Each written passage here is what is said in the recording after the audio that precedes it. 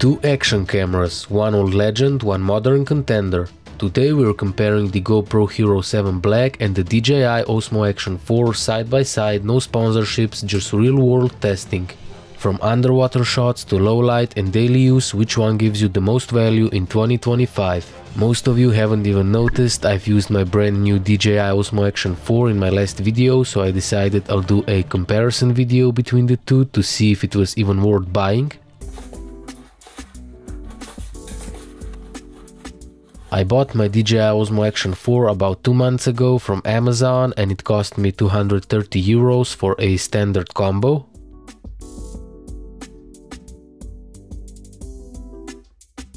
I'll be comparing it to the GoPro Hero 7 Black because that's my previous camera.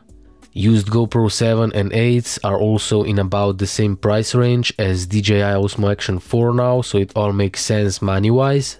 I've tested the cameras in following aspects: size/weight, startup time, reliability, battery life, color accuracy, detail, and low light performance. Starting off with some ungraded GoPro underwater footage. Here comes the grade, and I'll be doing that all over the video so you can see how the raw footage looks straight out of the cameras. I was using ProTune and Log to really get the best quality out of both cameras.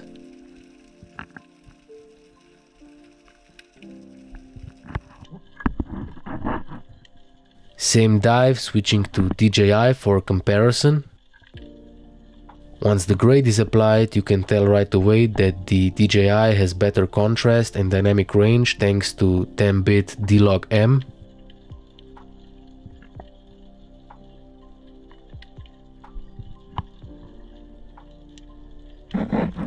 Here's the same footage side by side from ungraded to graded, and the difference is noticeable. I couldn't push the contrast on GoPro footage any further because it would ruin all the colors and look blue.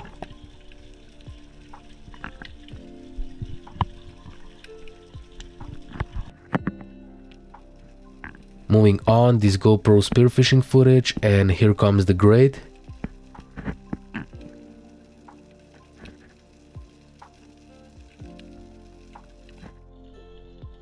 Switching to the raw DJI D-Log M footage, and once the grade comes in, it looks amazing. You can't hide the fact that DJI's 10-bit log has significantly more dynamic range than GoPro's 8-bit ProTune footage.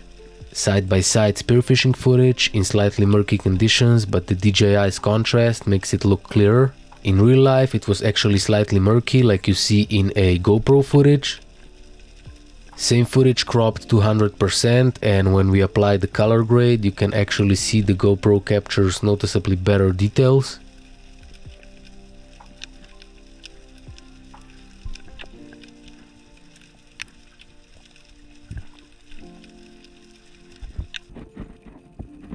Some shallow underwater footage starting with GoPro, and it looks pretty decent.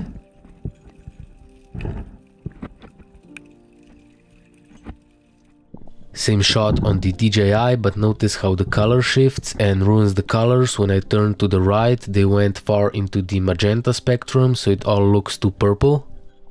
Side by side, and pay attention to the DJI color shift, it's pretty annoying.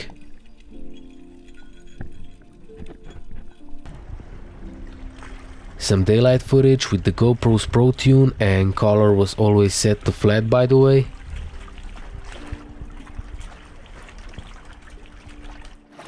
Same daylight footage from the DJI in normal mode set to auto exposure.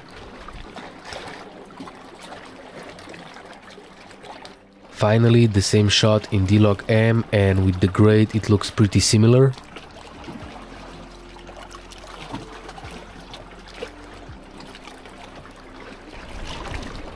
Side by side, and I must say GoPro footage looks amazing for 8-bit.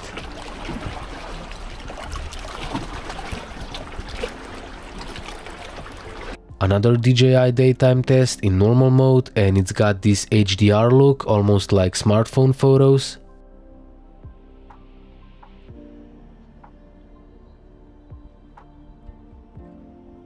Both DJI and GoPro did a great job here, but I can't get over the fact that GoPro looks sharper, and that's because DJI has about 30% wider lens, which means it has to pack all of the extra frame in the same resolution.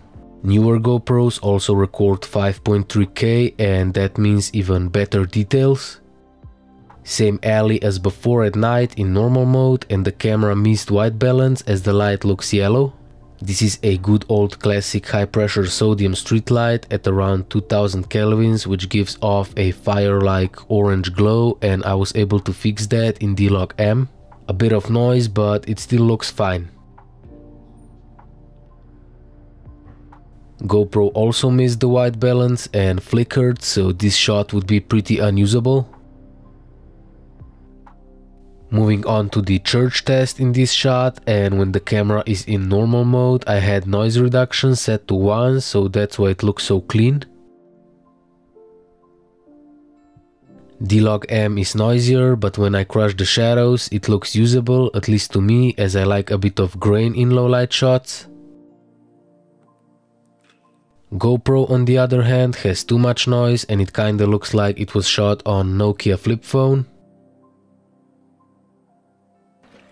More low light testing when I've unlocked ISO up to 6400 here, and it looks surprisingly well. D-Log M has a high noise here, but after the grade it looks beautiful. It's a bit darker and has a bit of grain, but totally usable shot.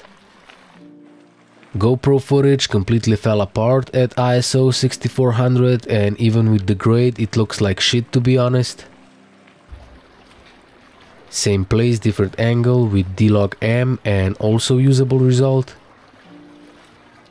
The GoPro looks like a doorbell camera from 2001, completely unusable even with the grade, because it has a much smaller 1/2.3 inch sensor versus 1/1.3 inch DJI sensor. Don't get me wrong, GoPro can work at night with enough light sources, like a concert for example.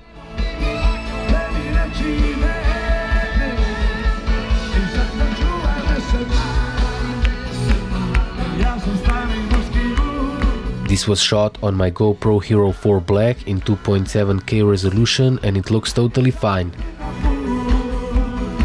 So to conclude, let's check the results. In size/weight, the GoPro Hero 7 Black definitely wins, as it's smaller and 29 grams lighter. Startup is much faster on the DJI, so it beats the GoPro by a few seconds, which is huge. When it comes to reliability, the DJI is an absolute winner, because we all know GoPros usually have their shenanigans when we least need them to.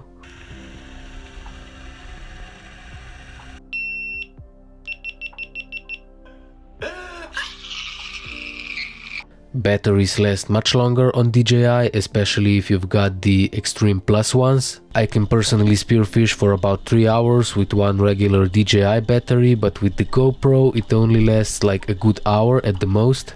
When it comes to color accuracy, I think they both deserve a point here, because as long as you know how to color grade, they will both look nice. Detail is much better on the GoPro, no doubt, so if you're someone who crops their footage a lot, the GoPro is a better choice to do so. In low light, the DJI is obviously an absolute winner because of its bigger sensor. So our winner today is the DJI Osmo Action 4. If you're someone who wants a good video quality and colors right out of the box in auto mode, then you'll love it. D-Log M will give you an edge with diving footage, but only if you know how to color grade, otherwise just stick to normal mode. I will still use my GoPro as a secondary camera, as it's totally fine in daytime, but I prefer the DJI for my main cam because of its starting time, reliability and longer battery life. That's all for today's video, and I hope I cleared some of your doubts up. If you liked the video, make sure to subscribe, as it helps the algorithm and ensures you won't miss out on the future content. Thanks for watching and stay safe while diving.